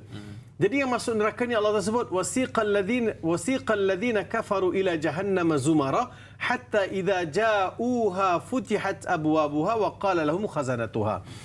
Dia kata dibawa ahli neraka orang ahli maksiat ni, kafaru ini kepada neraka. Bila sampai di neraka, Allah Subhanahu wa taala sampaikan mereka di neraka zumara hatta idza ja'uha futihat abwabuha. Bila sampai di pintu neraka itu dibuka. Allah Akbar. Dibuka. Okey, beza Kim. Ahli neraka ni bila sampai di pintu neraka bila sampai baru dibuka. Ni ahli neraka. Ini ahli neraka. Sampai baru dibuka. Manakala ahli syurga Allah tersebut wasiqal ladzina taqaw rabbahum ilal jannati zumara hatta idza ja'uha wa futihat abwabuha. Ada waw kat situ. Ulama bincang kenapa dalam bila neraka tadi tak ada waw, bila syurga ada waw. Begini, tuan-tuan dengar je tu. Walaupun nampak macam quite complicated nak faham. Nanti relax. Nak beritahu kenapa ada waw. Yang masuk neraka tadi sampai dekat pintu neraka, baru dibuka pintu neraka. Yang ahli syurga, sebelum sampai lagi pintu syurga dah buka. Before you arrive, door of the heaven have been open for you. Wah. Kalau tak faham juga tak tahulah. Dah speaking dah, tak faham juga tak tahulah cakap. Jadi Allah beritahu. Nak jauh pula. Jauh jangan. Kod tamel kan. Jadi bila sampai dekat pintu syurga, bukankah itu satu kemuliaan? Daripada Hakim pergi rumah. Hakim nak tahu rumah Ustaz. Contoh kan. Ustaz, besok pukul 3 saya sampai rumah Ustaz nak ziarah Ustaz boleh? Boleh. Nasi Arab jangan lupa Ustaz. Contohnya siap pesan pula nak datang. Hakim pun sampai. So 2.45 Ustaz buka pintu dah. Jangan pukul 3 dah ni Hakim nak sampai ni buka pintu, buka gate pun buka kan. Itu mengalu-alukan. Daripada Hakim datang pukul 3, Hakim ting-tong.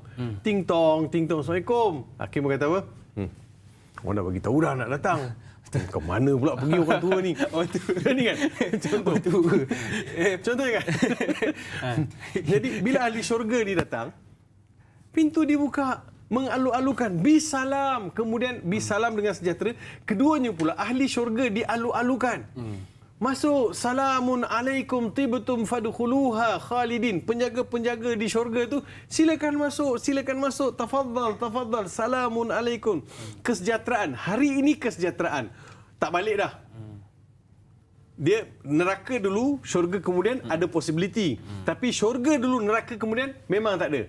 When you enter the heaven, khalas. Duduk dalam syurga. Sampai khalidina fiha. Selamatlah. Betul tak? Bila masuk je, akhirnya dapat menjakkan kaki ke syurga. Lain tu. Seronok. Kan? Bila masuk tu, alhamdulillah, baru kita lihat segala macam. Zalika yaumul khulud. Kekallah mereka dalam syurga itu. Masya Allah. Dia sebenar sebab kita tak nampak syurga, Ustaz kan. Tak nampak pahala, tak nampak balasan tu. Kalau dapat tu. Saya ni cerita di luas sikit. Biasa Hakim dengar doa bila solat sunat tarawih. Kan solat sunat tarawih kan ada doanya kan, Allahumma ja'alna bil imani kamilin wa li faraidika muaddin wa li zakati fa'idin wa li ma indaka talibin wa li afika rajim bla bla bla, baca. Dekat ujung tu kita kata wa bi hurin ain kan. Jadi bila kami masuk syurga nanti, bila bidadari beratur menyambut kami. Sedang bidadari itu pakai pakaian sutera. Dan di tangan-tangan mereka ada kendi-kendi emas. Dalam kendi emas pula ada susu dan madu. Saya kata, engkau punya demand boleh tahan.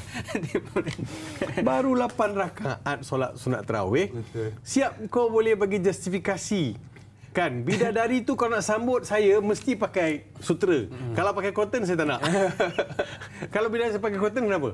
So, kadang-kadang kita ni melampau kan. Nak request pun, ya Allah, masuk aku syurga. Tak kira lah bidadari pakai apa nak sambut kita. Kau punya boleh tahan. Minta macam-macam. Itu pun imam dan rukuk pun nak naik tu. Itu dia punya kan. Yang saya ni, kadang ada imam tu dia baca bahasa Arab aja. Ada imam ni rajin. Dia baca bahasa Arab, baca bahasa Melayu pula. Saya kata, ya Allah, ya Rabbi, ya Karim. Itulah parakat balik tu. Patutnya, dah kata bidadari beratur nak sambut, tunggulah sampai 20. Betul. 8 dah balik. 8 dah balik. Dia lagi lama dia lepak dekat kedai kopi daripada dia letih. Tak apalah. At least 8 pun dia buat. Betul, kan? Jangan gaduh. Jadi tahun ni kita dah dapat buat tarawih kan. Buat tarawih sendiri-sendiri je. Kebanyakan yang tarawih sendiri buat 8. Baiklah, Ustaz, yang gaduh-gaduh dulu yang 20 tu kat rumah dia buat 8 je. Baik, Ustaz, terima kasih atas pencerahan. Jadi insya-Allah 34 itu udkhuluha bisalam, masuklah kamu ke syurga dengan tenang, dengan sejahtera. Semoga kita tergolong dalam golongan tersebut insya-Allah. Baiklah, soalan seterusnya, Ustaz. Soalan ayat 35 yang diajukan oleh Masrifah Nur Jama'in. Assalamualaikum Ustaz, da'i dan semua kru yang bertugas. Waalaikumsalam. Pada ayat 35, dan pada kami masih ada tambahannya. Apakah maksud tambahannya? Yang kedua, adakah merujuk pada pahala atau nikmat? Dan tambahan pada ganjaran di dalam syurga, iaitu apa sahaja yang mereka inginkan, pasti Allah berikan. Mohon pencerahan Ustaz. Terima kasih. Terima kasih juga kepada Masrifah Nur Jama'in yang sudi bertanya. Silakan Ustaz. Dia lahum ma yasha'una fiha waladaina mazid. Bagi mereka, Hakim tengok, bagi mereka. Bila kata datang huruf la, lahum, la. Lahum tu, la tu bukan taubat lahum. Lahum tu dia ulama panggil litaksis, khusus. Orang lain tak dapat.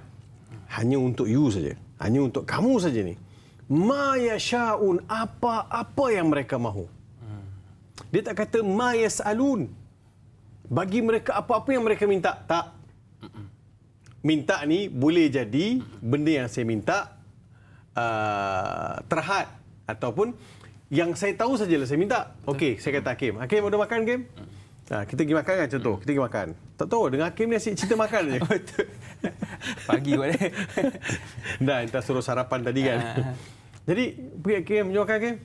Ada makan kuih tiaw goreng, Ustaz. Okey, order kuih tiaw goreng. Minggu depan, Kim order Kim, kuih tiaw goreng. Kau tak pandai order benda lain ke? Sedangkan kat menu tu ada steak lah, ada lamb chop lah, ada chicken chop lah. Kenapa tak order? Itu je saya tahu, Ustaz. Oi, ada ke? Ada ke Ustaz yang lain? Ya, ada. Jadi macam kita ni, kalau kita yang minta, barangkali boleh jadi benda yang sama kita minta. Benda yang sama. Tapi Allah kata, apa-apa yang kau nak, kau cakap je.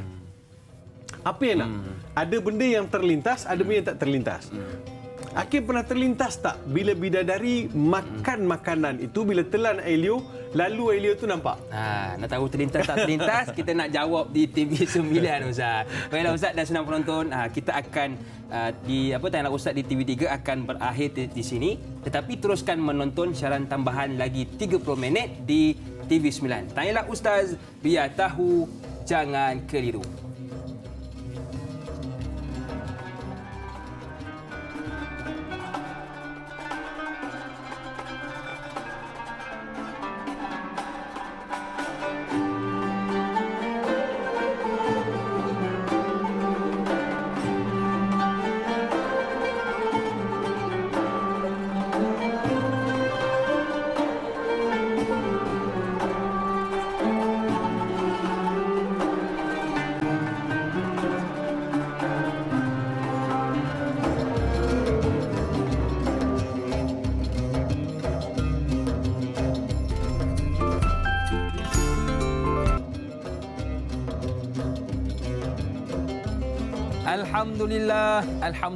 Alhamdulillah. Terima kasih kepada anda yang masih lagi sudi bersama dengan kami.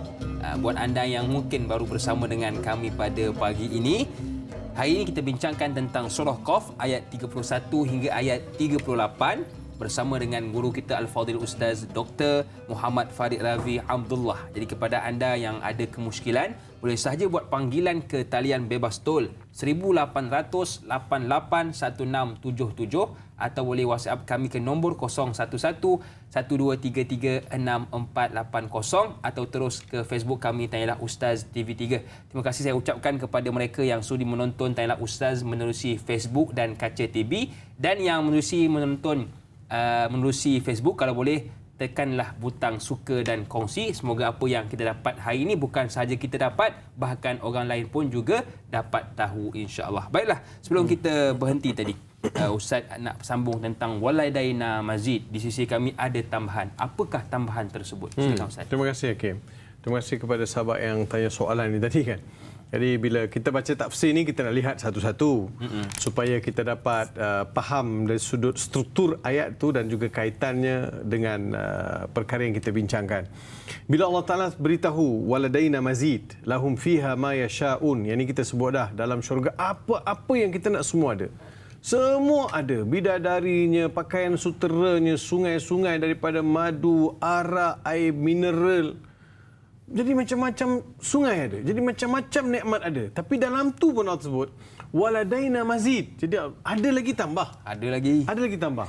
Jadi kenapa Allah Taala sebut ada lagi tambah? Jadi kebanyakan ulama sebut, contohnya sambil Tabari dulu. Imam Tabari sebut liha ulail muttaqin ma yuriduna fi hadhil jannah. Bagi kesemua ahli takwa itu, segala perkara yang mereka mahukan, yang mereka nakkan dalam syurga, semua ada. Semua ada.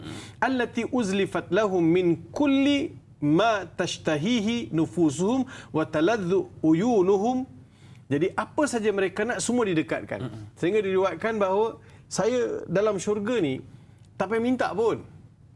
Tak payah minta. Katakan dalam hati kata, lama tak makan anggur. Anggur datang. Anggur datang. Lamalah tak datang. Apa lagi nak? Lama tak jam. Sampai.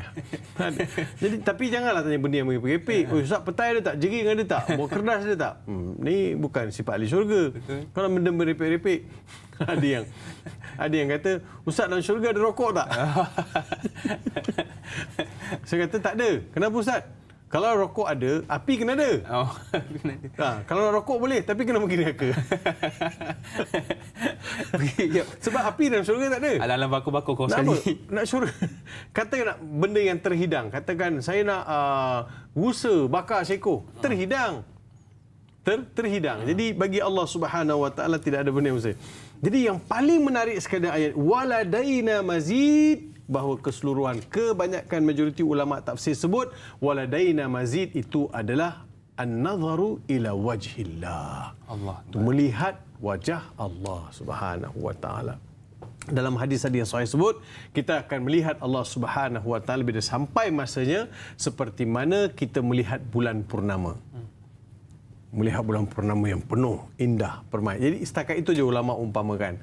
Tapi pastinya pada hari kita melihat Allah Subhanahu Wa Taala satu pemberian tidak terperi.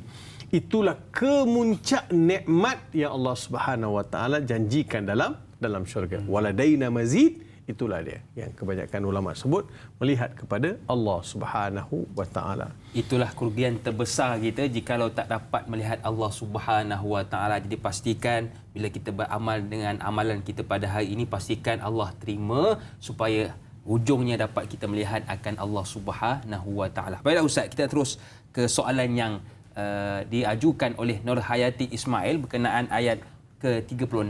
Assalamualaikum Ustaz dan Da'i serta kru Tanyalah Ustaz. Waalaikumsalam. Dalam petikan ayat ke-36, umat manakah yang dimaksudkan di dalam petikan ayat ini? Yang kedua, kehebatan apakah yang mereka miliki berbanding umat yang terkemudian? Yang ketiga, apakah yang dimaksudkan dengan mereka-mereka ini pernah menjelajah ke beberapa negeri dan apakah tujuannya? Mohon pengkongsian ilmu dari Ustaz. Terima kasih. Kak Yat Bandar Tasik Puteri Rawang Selangor. Terima kasih kepada Kak Yat yang sudi ajukan soalan. Silakan Ustaz.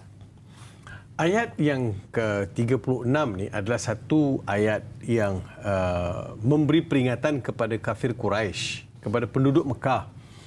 Allah Ta'ala beritahu, wa kam ahlakna qablahum min qarnin hum ashaddu minhum batshan fanaqabu fil biladi fahal min mahis. Yang bermaksud, dan berapa banyak kaum-kaum yang engkar yang terdahulu daripada orang-orang musyrik Mekah itu kami telah binasakan. Allah Subhanahu Wa Taala telah binasakan mereka. Kaum-kaum itu lebih kekuatannya, hum ashaddu minhum batsha, lebih kuat daripada kaum kufar Mekah. Kalau Abdul Manaf, Bani Hisham, dia rasa dia kuat, ada kaum, ingat, ada kaum lebih kuat daripada kamu. Kemudian Allah Ta'ala sebut apa? Fanaqabu fil bilad. Lalu kaum-kaum itu keluar mencari perlindungan di merata-rata negeri. Meskipun demikian, dapatkah mereka menyelamatkan diri? Jadi Allah Subhanahu Wa Ta'ala beri peringatan. Sebab itu saya sebut, penduduk Mekah ni bukanlah satu kaum yang tak pernah dengar kisah kaum Ad, kaum Samud, kaum Lut, kisah Nabi Nuh, kisah umat-umat terdahulu.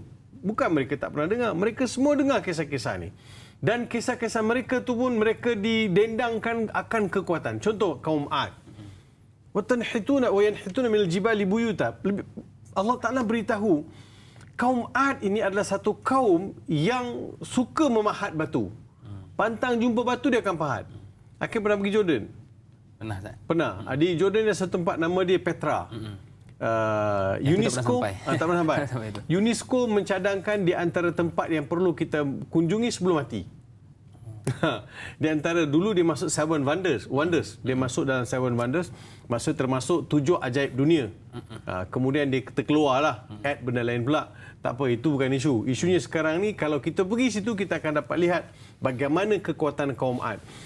Allah Taala sebut wal fajr wal layalin ashr wasyaf'i wal watr wal laili idza yasr hal fi dhalika qasamun lidhi hijr alam tara kaifa fa'ala rabbuka bi'ad irama dhatil imad allati lam yukhlaq mithluha fil bilad wa thamud alladhina ja'u bis sakhri wat. Jadi Allah Subhanahu Wa Taala beritahu bagaimana dalam surah Al-Fajr kaum Ad, irama dhatil imad, mereka ini kaum-kaum yang besar, gagah perkasa. Mereka dengan Nabi Adam alaihi salam tidak jauh beza tingginya, besarnya mereka ni. Gagah tak? Gagah. Kaum Quraisy, mana mereka sekarang ni? Kamu tahu kan ke mana mereka pergi? Kamu dijejak kan? Kamu tahu kan mana mereka pergi? Bagaimana Allah sebut dalam surah Al-Haqqah, sab'a layalin wa thamaniyata ayyamin husuma fatara al-qauma fiha sar'an ka'annahum a'jazu nakhlin khawiyah. Allah beritahu bagaimana 7 hari 7 malam datang ribut taufan ni, putih beliung ni tak berhenti-henti. Kepala-kepala penduduk kaum Ad ini semua terpacak, kepala terpacak ke dalam tanah. Dia umpama pokok-pokok korma yang kering disambar peti. Kita pergi kebun korma, tengok batang-batang korma, batang aja, daun tak ada, buah tak ada. Begitulah umpama selepas berlakunya putih beliung, manusia semua kepala tertanam, kaki semua ke atas.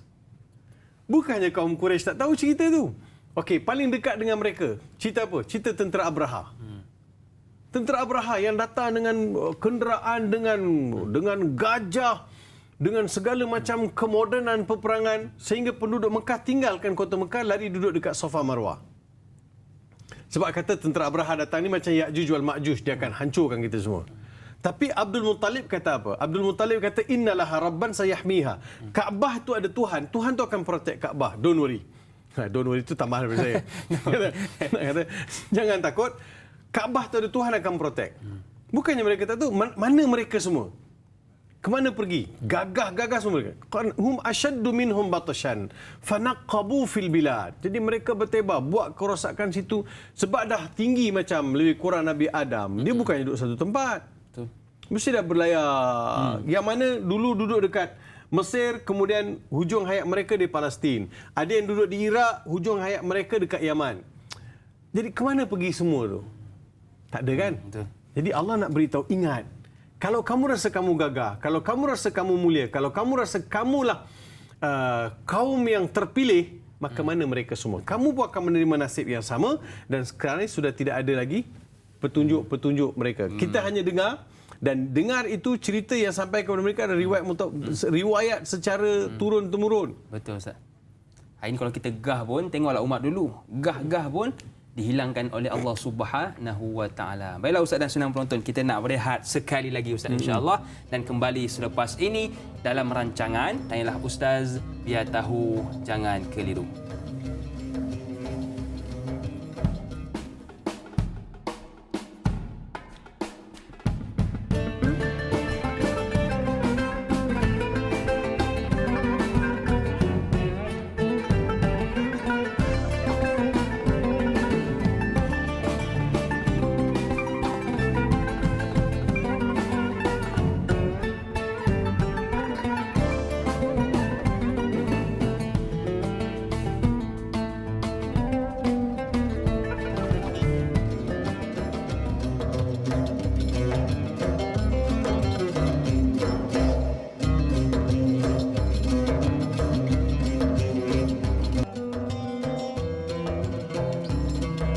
Alhamdulillah, terima kasih kepada anda yang masih lagi sudi bersama dengan kami. Rasa sekejap je Ustaz Ya. Kita punya program 2 jam Ustaz. Tapi 2 rasa jam. macam baru sejam. Rasa baru sejam. Laju Rasa Alhamdulillah. Jadi insya-Allah Ustaz, sebelum kita nak tamatkan Tanyalah Ustaz ni, kita raikan dulu soalan daripada sahabat kita yang diajukan di Facebook, Abdul Karim Sufian. Assalamualaikum yang bahagia Ustaz, da'i dan semua kru yang bertugas dalam hashtag Tanyalah Ustaz. Waalaikumsalam. Dalam ayat 38 surah Al-Qaf, Allah Subhanahu wa taala menjelaskan bahawa Allah telah menciptakan langit dan bumi serta segala isinya dalam tempoh 6 masa. Soalan saya, apakah yang dimaksudkan dengan 6 masa tersebut dan berapa lama tempoh antara setiap masa? Mohon pencerahan Ustaz. Hashtag biar tahu jangan keliru. Itu yang mahal tu. Itu yang soalan dipilih sebab ada hashtag tu Ustaz. Hashtag. Silakan Ustaz. Okay, terima kasih kepada Saudara Abdul Karim atas soalan yang dikemukakan. Pertama sekali kita mesti letakkan dalam akidah orang Islam ni bahawa bagi Allah Subhanahu wa taala tak ada tempoh. Masa itu untuk manusia, bagi Allah masa tak ada. Maksudnya Allah tidak terikat dengan masa. Sebab ulama Ahlus Sunnah wal Jamaah sebut innallaha kharijun an ihatatiz zaman. Allah Subhanahu wa taala terkeluar daripada hitungan-hitungan manusia. Hitungan masa bagi manusia. Masa manusia ada 1 minit, 2 minit, 1 saat, 2 saat. Kemudian ada 1 hari, 2 hari, 3 hari, 4 hari, 5 hari. Tapi bagi Allah Subhanahu wa taala, walaupun disebut sebagai 6 hari, tapi 6 masa tu, jadi 6 masa itu bukanlah bermaksud 6 hari ataupun 6 tempoh. Cuma 6 peringkat yang Allah Subhanahu wa taala susun kejadian manusia. Sebab disebut juga dalam beberapa kitab yang lain berkaitan dengan 6 tadi tu. Apa yang Allah Subhanahu wa taala ingin sampaikan melalui ayat ini ialah dalam inna fi dzalika la dzikra liman ayat sebelum walaqad khalaqnas samawati wal arda wama bainahuma fi sittati ayyamin wama massana min lughub. Qalu inna Allah hina faragha min khalaqis samawati wal ardi wama bainahuma fi sittati ayyam. Qalu khalaqna jami'a dzalika fi sittati ayyam awwaluha al-ahad. Hari pertama Ahad. Wa akhiruha Jumaah, hari yang terakhir sekali Jumaah. Wa ma massana min ya. Kami sama sekali tidak disentuh sebarang kepenatan. Inna hadhil ayat nazalat fil yahud. Kita ambil asbab nuzul turun ayat ini juga. Sesungguhnya ayat ini telah diturunkan kepada kumpulan Yahudi yang telah mendatangi Nabi Muhammad sallallahu alaihi wasallam, datang kepada Nabi Muhammad SAW bertanya kepada baginda. Faqalu akhbirna ma khalaqallahu al-khalq fi hadhihi al-ayyam sittah. Wahai Muhammad, beritahu kami apa yang Allah jadikan dalam tempoh 6 masa ni. Faqal khalaqa yawmul ahad wal ithnain wal ard. Kan? Khalaqa yawmul ahad wal ithnain al ard. Jadi Allah jadikan hari Ahad dan juga hari Isnin. Khalaqal jibala yawmul thulatha. Allah jadikan gunung ganang pada hari Selasa. Wa khalaqa madaina wal aqwata wal anhara wa imaratiha wa kharabiha yaumul arbi'a. Allah jadikan segala macam bahan-bahan galian, logam, emas, perak dalam perut bumi dan segala macam makan minum manusia, tumbuh-tumbuhan, sungai dan sebagainya pada hari Rabu. Wal malaikata yaumul khamis, dan malaikat jadikan pada hari Khamis. Ila thalathi sa'at. يعني من يوم الجمعة وخلق في أول 3 ساعات الآجال وفي ثانية الآفات وفي ثالث آدم. قالوا صدقت إذا أتممت. فعرف النبي صلى الله عليه وسلم ماذا يريدون فغضب فأنزل الله وما مسنا من لغوب فاصبر على ما يقولون. 6 masa ini Nabi SAW telah jelaskan kepada Yahudi mengenai ciptaan hari Ahad, hari Isnin, hari Selasa, hari Rabu, hari Khamis, hari Jumaat. Allah sebut, Nabi SAW beritahu apa yang dijadikan pada hari-hari tersebut. Cuma bagi kita tuan-tuan, kita tak pergilah lebih detail. Kita tak pergi lebih detail, nak korek, nak cari. Memang tak ada di sana satu sumber yang muktamad untuk menjelaskan mengenai perkara ini. Cuma kita sebagai orang Islam, kita beriman bahawa masa bagi Allah adalah mutlak. Dia yang memiliki masa. Dia yang mentadbir masa. Kita tengok bagaimana Allah mengedarkan bulan dan matahari. Allah mengedarkan bulan dan matahari. Allah pernah tahan matahari bertenggelam kepada Nabi Yusha' bin Nun. Hadis dan Sahih Muslim. Jadi matahari yang sepatutnya tenggelam, Allah tahan. Sebab nak bagi Yusha' bin Nun pecahkan tembok Palestin yang dikuasai oleh kaum Jabbarin di Baitul Maqdis. Sehinggalah Nabi Yusha' bin Nun boleh masuk, barulah matahari itu tenggelam. Sebab matahari itu tenggelam, dah hampir tenggelam pada hari Jumaat. Kalau tenggelam juga, Yusha' bin Nun tidak boleh berperang. Kenapa tak boleh berperang? Sebab kalau matahari tenggelam, sudah jatuh hari Sabtu. Orang Yahudi tak boleh berperang hari Sabtu. Jadi Allah tahan matahari itu untuk Nabi Yusha' bin Nun. Jadi di dalam kekuasaan Allah Subhanahu Wa Taala, yang tu kita nak kira macam mana? Masa tadi tu. Jadi masa, bulan, matahari, kompas, semua yang disukat, diukur manusia, semua adalah kemampuan manusia semata-mata. Tapi Allah Subhanahu Wa Taala lebih daripada itu. Cuma ada isu dalam ayat ini selain daripada apa yang ditanyakan oleh saudara kita. Ayat ini lebih kepada menjawab kepada tuduhan orang Yahudi. Dia tanya pada Nabi Muhammad SAW ada sebab. Dia datang jumpa Nabi Muhammad. Muhammad, beritahu kami hari-hari ini Tuhan kau buat apa? Dalam seminggu 6 hari ini Tuhan kau buat apa? Apa yang Tuhan kau buatkan? Jadi Nabi pun sebut satu. Sebab tu Nabi tanya di hujung tu, apa yang kamu nak? Wahai Yahudi, kamu nak apa sebenarnya? Apa soalan kamu? What is your question? Actually. Apa yang soalan? Sebenarnya orang Yahudi punya kepercayaan, orang Yahudi punya teks. Ini teks Yahudi, bukan Taurat atau Injil, Az-Zabur, Asfar, Anbiya. Tidak, ini teks orang Yahudi. Mereka kata, Allah Subhanahu Wa Taala jadikan langit dan bumi dan tempoh 6 masa. Dia kata 6 masa, kan dalam seminggu ada 7 hari. Dia kata dalam 6 hari, pada hari ke-7, Allah rehat. Khalaqallahu samawati wal arda fi 6 ayyam, thumma istaraha fi yawmis sabi'. Dia jadikan langit dan bumi tempoh 6 hari. Pada hari ke-7, Allah rehat sebab cuti. Cutikan diri satu hari. Sebab itu ayat selepas ini daripada ayat 38, 39 wa ma massana min lughub. Allah Subhanahu wa taala tidak disentuh, tidak didatangi sebarang penat lelah. So tuduhan itu tidak betul. Jadi 6 masa bagi manusia, tapi bagi Allah Subhanahu wa taala Allah tidak terikat dengan masa. Itu dalam ayat ni. Wa ma massana min lughub. Ayat seterusnya kan? Ayat ayat ke-38 bukan 39. Wa laqad khalaqna as-samawati wal arda wa ma bainahuma fi 6 ayyam wa ma massana min lughub. Selepas Yahudi bertanya, Allah turunkan wa ma massana min lughub. Allah Subhanahu wa taala tidak disentuh sebarang penat lelah. Jadi Tuhan mana yang Yahudi ni percaya ni yang kata Tuhan sampai penat pada hari ke-7? Nama pun Tuhan ni. Macam mana ni? Perkongsian apa ke manusia penat, Tuhan pun penat? Pelik kan? Betul. Pelik. Jadi Nabi SAW beri jawapan melalui ayat Al-Quran. Wa ma massana min lughub. Allah Ta'ala sama sekali tidak penat. Cuma kita tak ambil ayat ke-70. Kalau saya boleh sorot sikit kan. Inna fi dhalika la dhikra liman kana lahu qalbun aw alqa sam'a wa huwa syahid.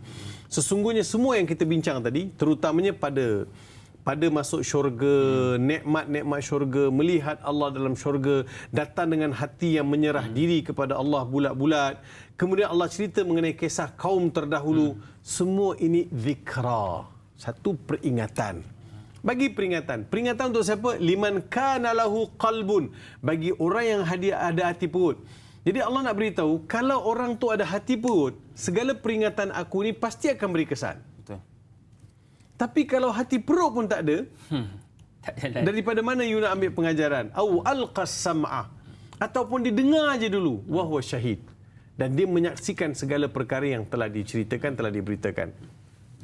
As-sam' ni dia dengar kan? Hakim, benda yang pertama sekali manusia dengar dalam perut ibu, telinga lah. Mata tak boleh lihat lagi, lidah tak boleh rasa lagi, tangan tak ada deria, tak boleh sentuh lagi. Tapi telinga boleh dengar. Betul.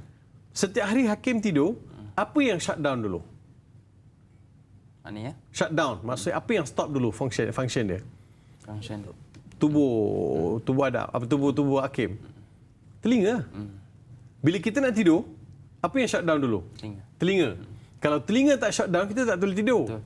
Dengar sana, dengar sini. Dengar sana, dengar sini. Allah Ta'ala kata telinga ni digunakan. Manusia ni daripada awal sampai hujung, dia akan mendengar. Betul. Jadi bila mendengar itu perlu memberi kesan. Lahum qulubun la yaqiluna biha, walahum adhanun la yasma'una biha, walahum a'yunun la yubsiruna biha. Buat apa panca indera ini? You ada telinga, you ada hati perut, tapi tak guna hati perut ambil peringatan. You ada telinga, tak nak dengar. Tutup telinga. Kemudian you ada mata.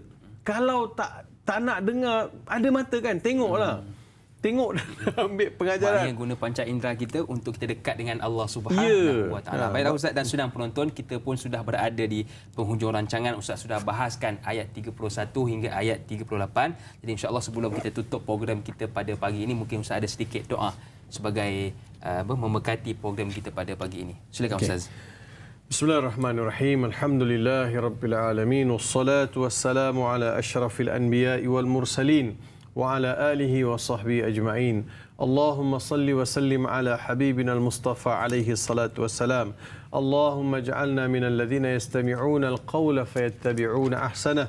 اللهم أغننا بالعلم وزينا بالحلم وأكرمنا بالتقوى وجملنا بالعافية.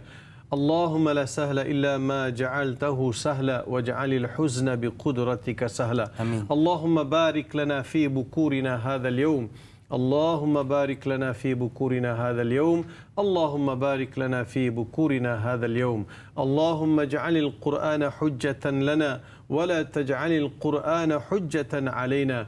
اللهم اجعل القرآن شفيعا لنا يوم القيامة. ربنا آتنا من لدنك رحمة وهيئ لنا من أمرنا رشدا. اللهم أتمم لنا نورنا واغفر لنا إنك على كل شيء قدير. ربنا آتنا في الدنيا حسنة وفي الآخرة حسنة وقنا عذاب النار.